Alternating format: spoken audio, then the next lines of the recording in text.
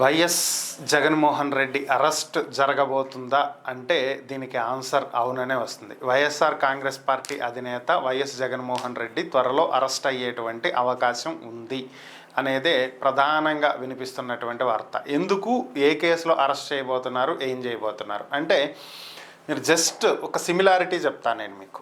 గత ప్రభుత్వ హయాంలో అంటే వైఎస్ఆర్ కాంగ్రెస్ పార్టీ అధికారంలో ఉన్నటువంటి సమయంలో స్కిల్ డెవలప్మెంట్ కేసు అంటూ చంద్రబాబును అరెస్ట్ చేయడం జరిగింది.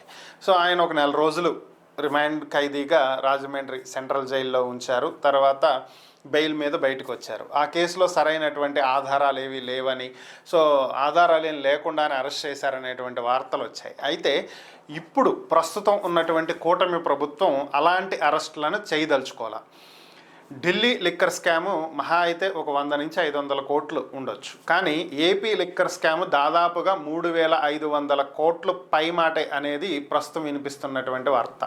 సో దీనికి సంబంధించి ఒకేసారి ఏ ఆధారాలు లేకుండా వాళ్ళున్నారు వీళ్ళున్నారని చెప్పి అందరినీ తీసుకెళ్ళి లోపలేయకుండా సిట్ అధికారులు ఒక ప్రాసెస్లో వెళ్తూ ఉన్నారు. మీరు గమనించినట్లయితే ముందు కేసిరెడ్డి రాజిరెడ్డిని అరెస్ట్ చేశారు, తర్వాత Govindappa Balaji. So 1 by 1 step by step ఒకళ్ళని అరెస్ట్ చేయటం, వాళ్ళ దగ్గర నుంచి కొంత సమాచారం సేకరించడం, దాని మీద ఆధారాలను సేకరించడం, ఆ సంబంధిత వ్యక్తుల్ని తీసుకురావటం, మళ్ళీ వాళ్ళ మీద విచారణ జరపటం, వాళ్ళు ఇచ్చినటువంటి ఆధారాలతోటి వాంగ్మూలాలతోటి నెక్స్ట్ దానికి ఎవరు లింక్ ఉందో వాళ్ళని పట్టుకురావటం.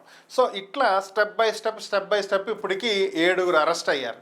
చివరికి ఇది అప్పట్లో జగన్మోహన్ రెడ్డి అధికారంలో ఉన్నటువంటి సమయంలో సీఎంఓలో కీలకమైనటువంటి బాధ్యతలు నిర్వహించినటువంటి ధనుంజయ రెడ్డి, కృష్ణమోహన్ రెడ్డి అరెస్ట్ వరకు వచ్చింది.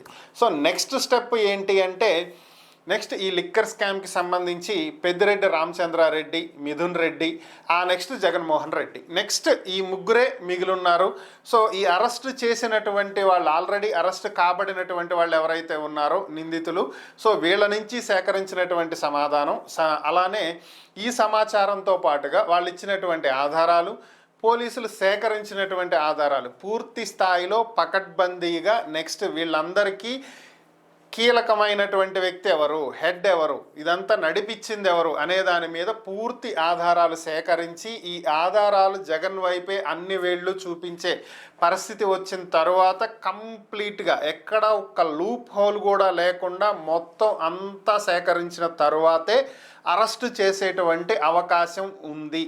ఖచ్చితంగా జగన్ అయితే అరెస్టు చేస్తారు, చేసే అవకాశం 99.999% ఉంది అని చెప్పి రాజకీయ విశ్లేషకులు అంచనా వేస్తున్నటువంటి పరిస్థితి. మరి ఇది ఎంతవరకు జరుగుతుంది, ఎప్పుడు జరిగిద్ది అనేది చూడాలి.